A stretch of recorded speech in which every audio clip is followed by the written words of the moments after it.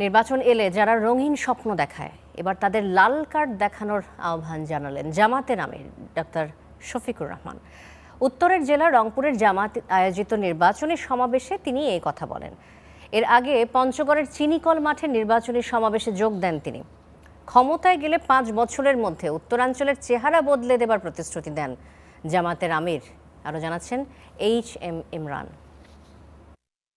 বিচারের বাংলাদেশ নির্বাচনী প্রচারের অংশ হিসেবে উত্তরের জেলা রংপুরে জামাতের আয়োজিত সমাবেশে যোগ দেন ডাক্তার শফিকুর রহমান।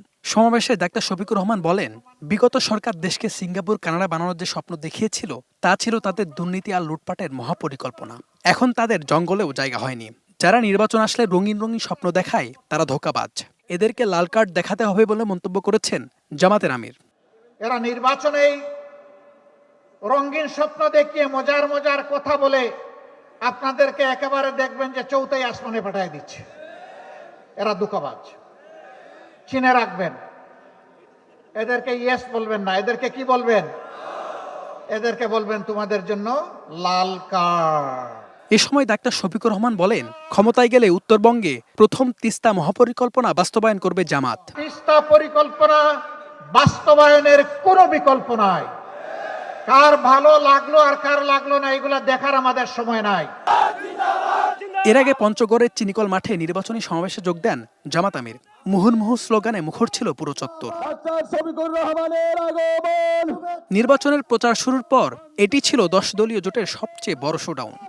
সমাবেশের শুরুতে পঞ্চগড় 1 আসনের প্রার্থী সার্জিস আলম বলেন, নির্বাচনের পর যাদেরকে খুঁজে পাওয়া যায় না তাদের বয়কট করতে হবে। সারা বাংলাদেশের টেকনাফ থেকে তেতুলিয়া, রূপসা থেকে পাথুরিয়া 1,47,570 বর্গ কিলোমিটারে শুধু একটাই ধনী হবে, 10 দলীয় ঐক্যবদ্ধ বাংলাদেশ ইনশাআল্লাহ।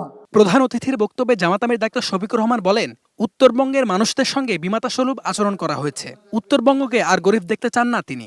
বাংলাদেশ সৃষ্টির পর থেকে উত্তরবঙ্গ গরিব নয়, গরিব করে রাখা হয়েছে। সেই বঞ্চনার সাক্ষী হতে হয়েছে। সৎ মায়ের সন্তানের মতো উত্তরবঙ্গের সাথে আচরণ করা হয়েছে। উত্তরবঙ্গ আমাদের কলিজার অংশ। এই উত্তরবঙ্গ বাংলাদেশকে খাদ্য এবং পুষ্টি সরবরাহ করে, আর সেই উত্তরবঙ্গকে পিছিয়ে রাখা হয়েছে ইচ্ছা করে। আগামীতে কাউকে আর ভোট চুরি করতে দেয়া হবে না জানিয়ে তিনি আরো বলেন, একটি দল 5 বছর পর পর বসন্তের কোকিল হয়ে ডাকছে। ওরা জনগণের প্রতি 5 বছরে একবার দরদের হান্ডিতে জাল দেয় আর এটা উতলাইয়া উঠে। বাকি 4.5 বছর ওদেরকে আর হারিকেন জ্বালাইয়া খুঁজে পাওয়া যায় না। কেউ কেউ আবার বসন্তের কোকিল, বসন্তকাল আসলে আইসা বলে কুহু কুহু। এরপরে এদেরকে আর খুঁজে পাওয়া যায় না। উড়ে আসে জুড়ে বসে মানুষের সাথে, তৃণমূলের সাথে, গরিব দুঃখীদের সাথে এদের কোনো সম্পর্ক নাই। আমরা এই রাজনীতিকে ঘৃণা করি। আমরা ছিলাম, আমরা আছি, আমরা থাকবো ইনশাআল্লাহ।